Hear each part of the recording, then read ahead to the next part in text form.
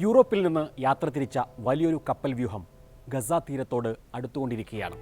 ഇത് കൊല്ലാനുള്ള കപ്പൽ പടയല്ല, ജീവൻ നൽകാനുള്ള കടൽ വ്യൂഹമാണ്. ഗ്ലോബൽ സുമൂത്ത് ഫ്ലോട്ടില ഗസയുടെ കര തൊടുമോ? നോക്കാം. ദേശാന്തരത്തിലേക്ക് സ്വാഗതം.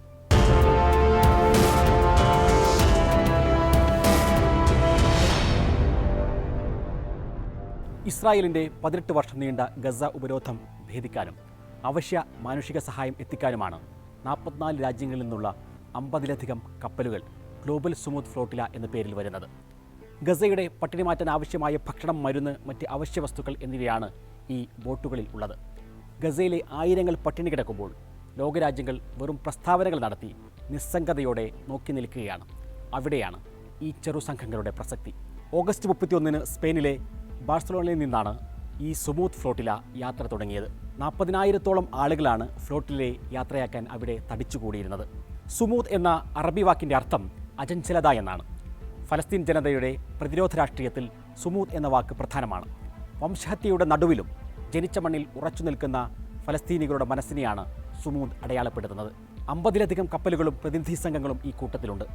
6 ഭൂഖണ്ഡങ്ങളിൽ നിന്നുള്ള രാജ്യങ്ങൾ ഫ്ലോട്ടിലയിൽ പങ്കെടുക്കുന്നു. ഇതിൽ ഓസ്ട്രേലിയ, ബ്രസീൽ, ദക്ഷിണാഫ്രിക്ക തുടങ്ങി നിരവധി രാജ്യങ്ങൾ, അതിനോടൊപ്പം നിരവധി യൂറോപ്യൻ രാജ്യങ്ങളുമുണ്ട്.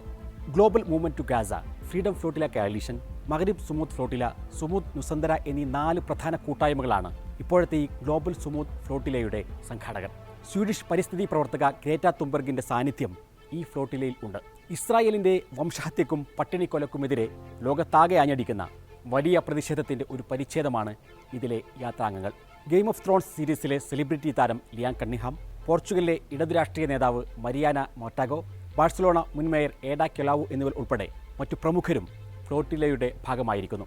പുലിസ്റ്റർ അവാർഡ് ജേതാവ് ആലിസ് വാക്കർ, സാഹിത്യ നൊബേൽ ജേതാവ് മൈറൻ കോറിഗൻ മാഗർ തുടങ്ങി പ്രമുഖരുടെ നീണ്ട നിര വേറെയുമുണ്ട്. 10,000-കണക്കിന് സാധാരണക്കാരും ഈ സംരംഭത്തിൽ പങ്കെടുക്കാൻ രജിസ്റ്റർ ചെയ്തിരുന്നു. 2007 മുതൽ ഇസ്രായേൽ ഗസയുടെ ആകാശവും കടലും എല്ലാം കർശനമായി അടച്ചിട്ടിരിക്കുകയാണ്. സാധനങ്ങളുടെയും മനുഷ്യരുടെയും ചലനം നിയന്ത്രിക്കുന്നു. 2001 ഇസ്രായേൽ ഗസ അന്താരാഷ്ട്ര വിമാനത്താവളവും ബോംബ് വെച്ച് തകർത്തു. അന്നു മുതൽ ഗസ അടച്ചിട്ട ഒരു ജയിലാണ്. സമുദ്രം വഴി സഹായം എത്തിക്കുന്നതിലൂടെ സുമൂത്ത് ഫ്ലോട്ടില ഇസ്രായേലിൻ്റെ ഉപരോധത്തെ നേരിട്ട് വെല്ലുവിളിക്കാനും ഉപരോധം അവസാനിപ്പിക്കണം എന്ന സന്ദേശം ലോകത്തെ ഒന്നുകൂടി അറിയിക്കാനും ലക്ഷ്യമിടുന്നു. പുതിയ വംശഹത്യയിൽ ആയിരക്കണക്കിന് കുഞ്ഞുങ്ങൾ പട്ടിണി കിടന്ന് മരിക്കുമ്പോഴാണ് ഈ ദൗത്യം ഊർജിതമാകുന്നത്. കഴിഞ്ഞ 15 വർഷത്തിനുള്ളിൽ ഗസയിലെ ഇസ്രായേൽ ഉപരോധം ഭേദിക്കാൻ നിരവധി ശ്രമങ്ങൾ ഉണ്ടായിട്ടുണ്ട്.